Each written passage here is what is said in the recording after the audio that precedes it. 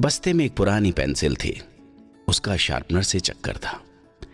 दोनों का प्यार कई दिनों तक बदस्तूर चलता रहा। प्यार भी ऐसा जो सातवें आसमान पर हो।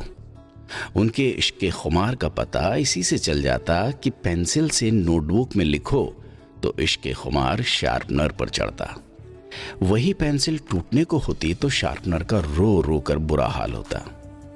शुरू शुरू में इश्क इतना कि दोनों एक दूसरे के बिना रह नहीं सकते थे। दिखने में पेंसिल और शार्पनर अलग अलग थे, लेकिन इश्क की खुशबू दोनों की एक सी थी।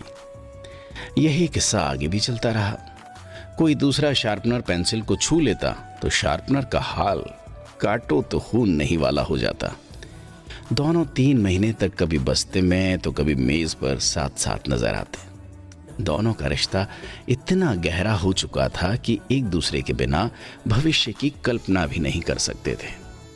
अब भला समय भी कोई चीज होती है। आज जो अच्छा लगता है कल वही खराब लग सकता है, और कल तक खराब लगता है वही अब अच्छा लग सकता है। पेंसिल पुरानी पड़ चुकी थी, इश्क की छिलन में वो घिस चुकी थी। अब बच्चा उसका कम ही इस्तेमाल करता था। एक दिन घर में नई पेंसिल आई और शार्पनर का आकर्षण उसके प्रति बढ़ने लगा। धीरे धीरे उसने पुराने इश्क के खुमार को पुरानी पड़ चुकी पेंसिल के हवाले करते हुए नई पेंसिल के संग जोड़ी बना ली।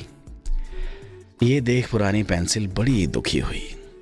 इससे पहले कि वो कुछ पूछे, शार्पनर बोल पड़ा, मैं जानता हूं तुम यही जानना चाहती हो ना कि मैं तुम्हें क्यों छोड़ रहा हूं। तो सुनो, जब एक दल कई साल पुराने अपने संगीत दल को छोड़कर गठबंधन कर सकता है, कोई पुराना नेता मंत्री पद का लुत्फ उठाने के बाद नए दल में घुस सकता है, कोई दंपत्ति बाल बच्चे होने के बावजूद किसी दूसरे पार्टनर के संग रह सकते हैं, तो मैं फिर भी शार्पनर हूं।